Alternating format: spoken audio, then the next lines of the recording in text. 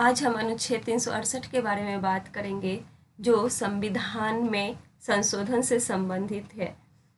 संविधान के भाग 20 में यह अनुच्छेद संविधान और इसकी प्रक्रियाओं में संशोधन करने की संसद की शक्ति से संबंधित है। यानी कि यह अनुच्छेद जो है संसद को संविधान में संशोधन करने की शक्ति प्रदान करता है। संविधान में संशोधन का मतलब है किसी प्रावधान को जोड़ना, बदलना या फिर उसको निरस्त करना। तो संसद संशोधन करने के लिए निर्धारित प्रक्रिया के अनुसार किसी प्रावधान को जोड़ने, बदलने या निरस्त करने के माध्यम से संविधान में संशोधन कर सकती है। हालांकि संसद उन प्रावधानों में संशोधन नहीं कर सकती जो बुनियादी संरचना का निर्माण करते हैं, बेसिक स्ट्रक्चर का, जो कि पिछले वीडियो में हमने एक्सप्लेन किया था।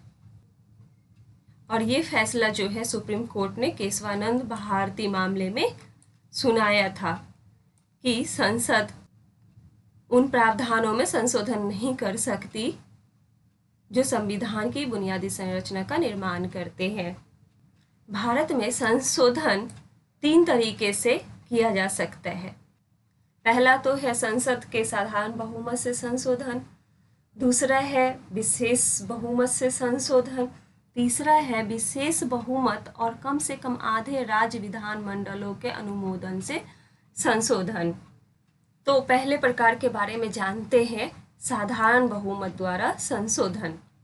संविधान के कुछ प्रावधानों में संशोधन के लिए उपस्थित और मतदान करने वाले प्रत्येक सदन के साधारण बहुमत द्वारा संशोधन की आवश्यकता होती है। इन संशोधनों को अनुच्छेद 368 के तहत संशोधन नहीं माना जाता है।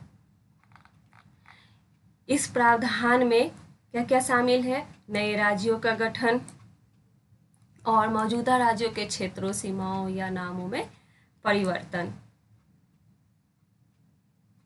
इसको साधारण बहुमत के द्वारा संशोधन किया जा सकता है। दूसरा है राज्यों में विधान परिषदों का उन्मूलन या निर्माण। तीसरा है आधिकारिक भाषा का प्रयोग। फिर है नागरिकता का अधिग्रहण और समाप्ति। नेक्स्ट है संसद और राज्य विधानमंडलों के लिए चुनाव।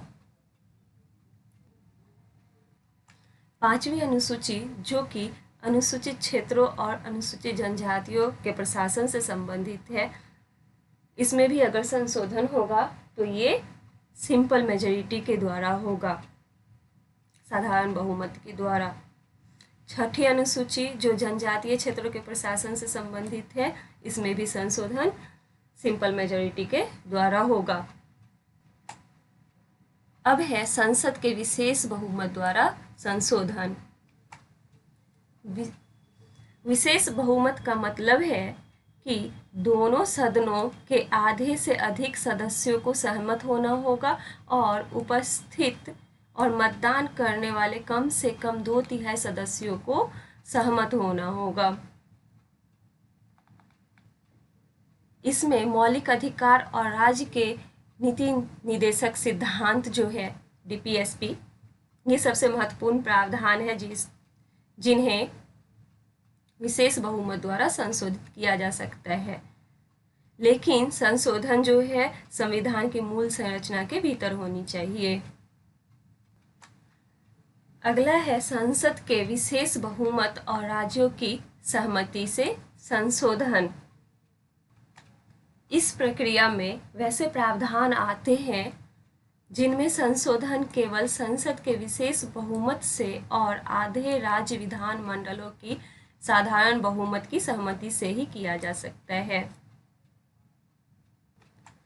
जैसे कि राष्ट्रपति का चुनाव, सर्वोच्च न्यायालय और उच्च न्यायालय, संसद में राज्यों का प्रतिनिधित्व, संघ और राज्यों के बीच विधायी शक्तियों का वितरण और संघ और राज्यों की कार्यकारी शक्ति की सीमा, ये सब जो प्रावधान है इसमें जो संशोधन किया जाता है यह संसद के विशेष बहुमत से और आधे राज्य विधानमंडलों की साधारण बहुमत की सहमति से ही किया जा सकता है।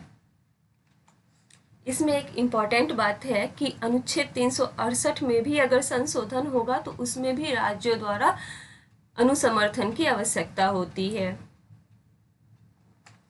अब हम जानते हैं संविधान में संशोधन की प्रक्रिया स्टार्ट कैसे होती है।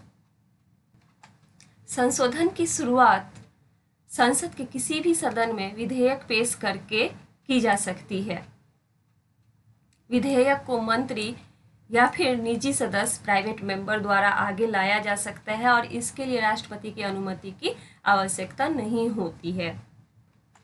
और विधेयक को पारित करने के लिए प्रत्येक सदन में विशेष बहुमत की आवश्यकता होती है।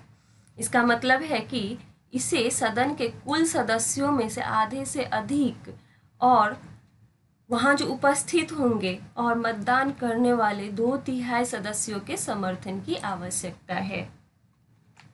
दोनों सदनों को विधेयक को अलग अलग पारित करना होगा और अगर कोई असहमति है तो संयुक्त बैठक नहीं कर सकते हैं, ज्वाइंट सिटिंग की अनुमति नहीं है, इसका प्रावधान नहीं दिया गया है। और अगर जब विधेयक का उद्देश्य संविधान में परिवर्तन करना हो तो उसे कम से कम आधे राज्यों की विधानसभाओं द्वारा साधारण बहुमत से अनुमोदित किया जाना चाहिए। अब जब विधेयक दोनों सदनों द्वारा पारित हो जाता है तो इसे राष्ट्रपति के पास मंजूरी के लिए प्रस्तुत किया जाता है और राष्ट्रपति को विधेयक को अपनी मंजूरी देनी होगी। वह विधेयक को मंजूरी देने से इनकार नहीं कर सकता है या फिर इसे पुनर्विचार के लिए संसद में वापस नहीं भेज सकता है। और एक बार जब राष्ट्रपति विधेयक को मंजूरी दे देते हैं तो यह एक अधिनियम बन जाता है। तो आज हमने जाना अनुच्छेद 368 के बारे में, जो संसद को संविधान में संशोधन करने की शक्ति प्रदान करता है।